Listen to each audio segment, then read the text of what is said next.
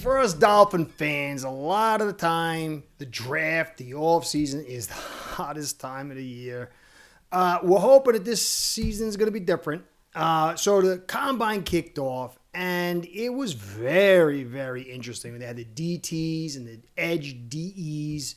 So I'm going to get into that. There was some huge shockers. I think some prime targets are definitely there. I'm going to cover them. I want to get into Shemar Stewart, Landon Jackson, Ty Robinson, Jameer Caldwell, and then they got Pierce in there as well, who he scored real high, but I'm not so hot on him. So I'm going to get into these players and how I am really, really believing that Greer, seeing Shemar and put those insane numbers up, he's got to be. We met with them.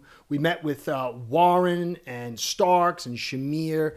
I think you're seeing where Greer kind of wants to go. I still think the cornerback position is the prime position, but I don't know if it's going to fall. But there's a lot of interesting things with the way this thing played out that can help the Dolphins get on track. And I don't think offensive lineman is going to be where the Dolphins are heading with that first-round pick. I just think that Greer is got his way, and I'll get into all that. So that's going to be the whole deal.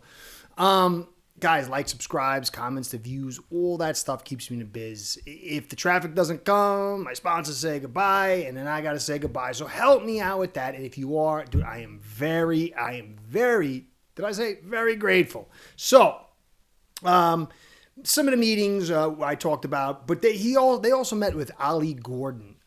So he's a running back.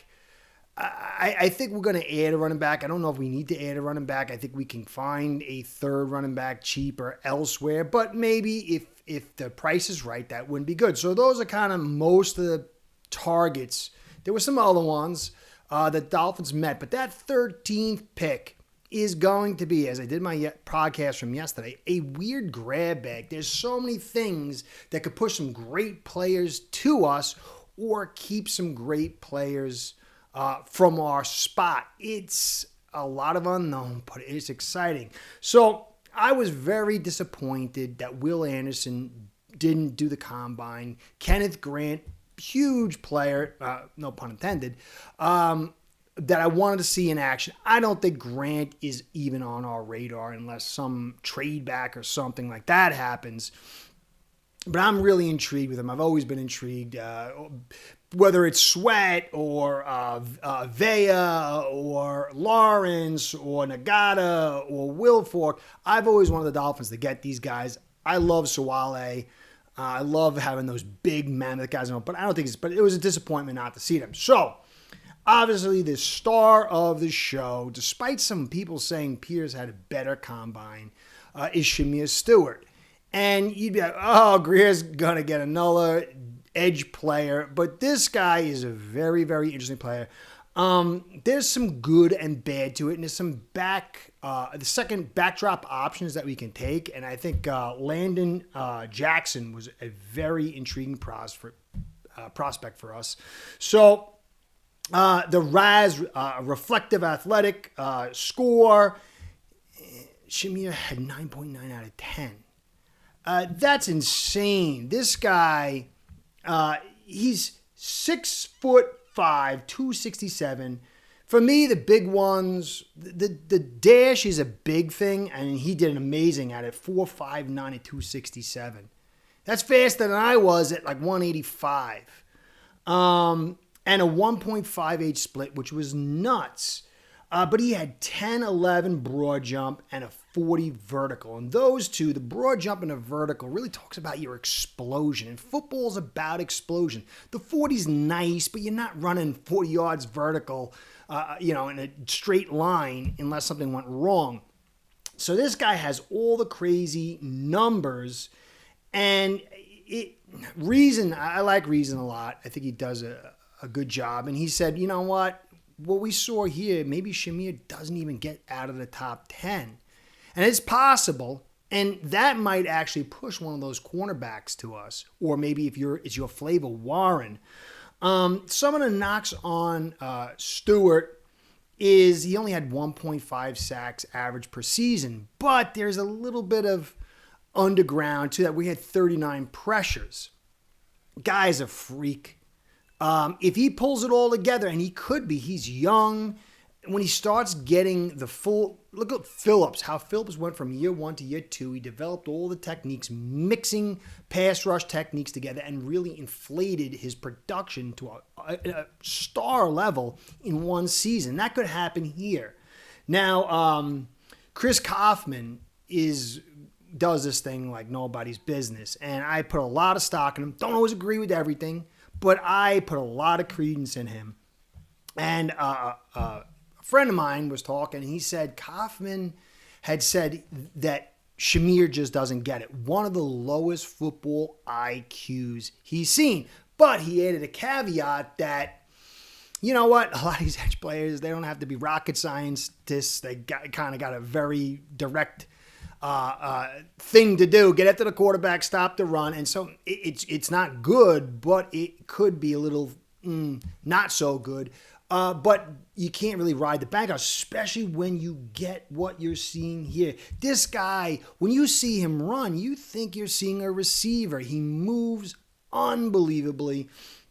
And this is Greer's guy. And, you got Chop, who's pretty big. He's like 255 or something. But more of a speed rusher type thing. Right now, hopefully develops. But if you could get Chop and Stewart, and Chubb's not going to be here. Kamara's a backup unless something happens. People said he was going to be a steal of the draft last year. I said, I don't know. Maybe we'll see this year. It takes time, but I don't see Chop and Kamara being our starters. And if this guy becomes the guy that you think, then he's going to be special. But Reason thought he'd go in the top 10. But look at Parsons. Unbelievable. Higher rated player. Obviously not as big, but 4.3, 940. And he fell to 12. Now, Stewart might not reach us. He might fall out of top 10. But Dallas, if they move off Parsons, this could be a guy that they could get those picks, get some salary cap relief, and then put Shemar Stewart in there to kind of offset that. So he might not fall to us. But I would say almost 100% if he's there, we're going to take him unless one of those corners are there. Unbelievable day. It's just a freak day. I have never seen anything like this for a guy that big. And he was 181, dropped down to 267. I'm sure he could put a few more pounds on over the course of a couple more seasons and keep this athleticism. This guy has all-world potential. Doesn't mean production. So he was a total star. But we definitely need an edge. Some people are very high on Phillips coming back. I thought when you looked at him last year, the calf was a little atrophied, wasn't equal to his other calf, even through the season. See it now, it's atrophied again. It's the second season. I don't want to rush this guy in. He's on the last year of his deal anyway. We're broke next year. And so Shemar really does make sense. The edge player makes sense. There's some downsides to that. Well, offensive line's garbage. And our DI spot needs a lot of help, and without Fuller, we need a cornerback. But you're not fixing everything this year. You've got to get star players. And Greer does like his resume looking good. And so if this guy becomes Parsons 2.0, it would look great for his resume. But Landon Jackson is kind of, in some ways, a downgrade, a B version of Stewart. But he had a phenomenal day. And you might be able to get him in that second round. Maybe you'll need a little trade up because this guy looks phenomenal. 6'6", 264, ran a 4.68, a tenth of a second less than Stewart. 1.65, which was 0.07 less on the 10 split. But he had a higher vertical jump at 40.5. And his broad jump was 10.9, 2 inches less than Stewart. He has a 33-inch arm length, 10-inch hands. This is very, very good for a guy who could be that elephant, that bigger run-stopping side opposite Chop if, say, that cornerback falls. I mean, I know I want offensive line, but if you could get, say, Will Anderson and then somehow get Landon Jackson, that would be a phenomenal draft to set up for the future. I think no matter what they do this year, it's going to take 2 or 3 years to get this offensive line together anyway. But Landon Jackson, he's noted. He's a little stiff. He does not have the fluidity of Shemar. Shemar can bend and dip, and he's a much better, better pass rusher than Jackson. But Jackson's got an ultra high IQ, and I love those guys. I love guys that are freaks, which he is. He's a tough guy. He can really stop the run. Big, and he's smart. So for me, I would love Will Anderson and Landon Jackson. Yes, I want the offensive line.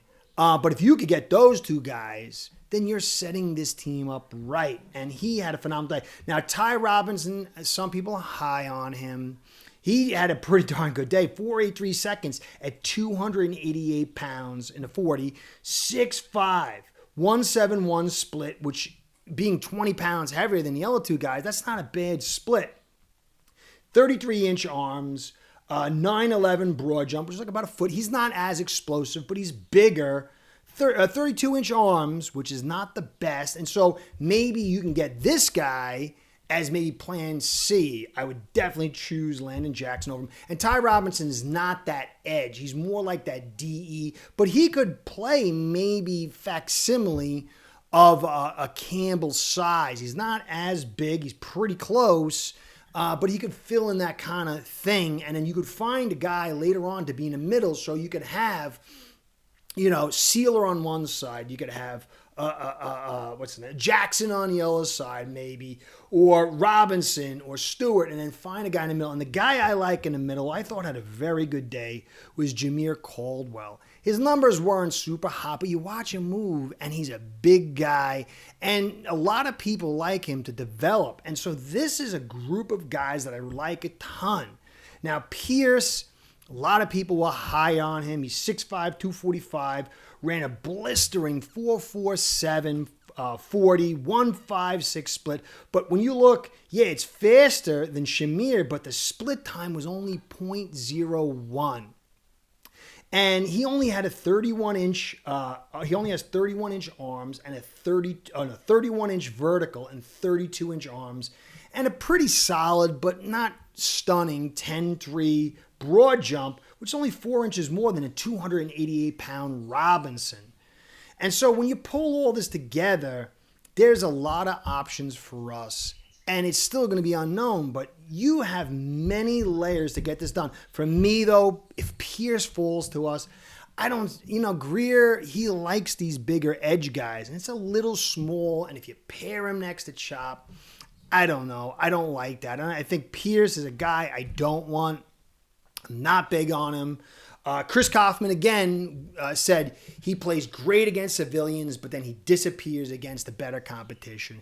I don't like that. There's a lot of other guys out there. I'm going to kind of go through the numbers, but I would definitely believe that Stewart is clearly on our radar. Not sure if he falls to us, but it's good either way, because if he goes ahead of us, which would be a surprise, some of that good talent would fall back to us.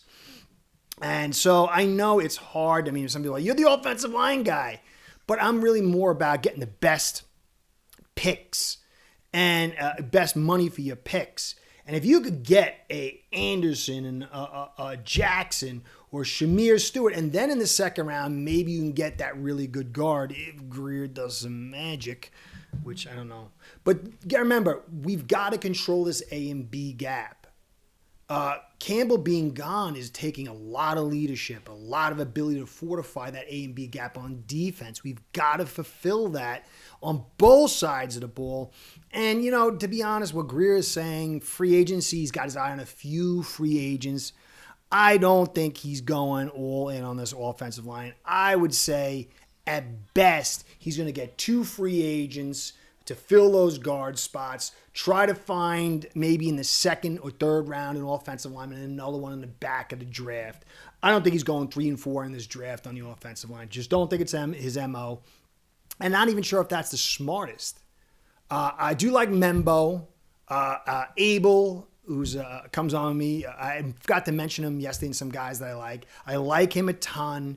But if you can, I mean, it's a roll of the dice, but I would prefer Anderson over Membo or one of these other corners that might drop. Stewart, it'd be a little bit of a risk, but the potential is much higher. But I wouldn't be unhappy with Warren or Membo or Stewart or Anderson. I think there's varying degrees of what we need and best, good, better, or best, but we might have a very good option at that 13th pick, as long as we don't choose a receiver or Pierce, in my opinion. So, going to get back to it. More combine. I'll have more stuff for you later on today, what happens in the combine and some other things. So, Curtis saying, be well, go Fins, Curtis out. Start building your own online sports book today by getting signed up with aceperhead.com service that'll allow you to book action on sports from all around the world.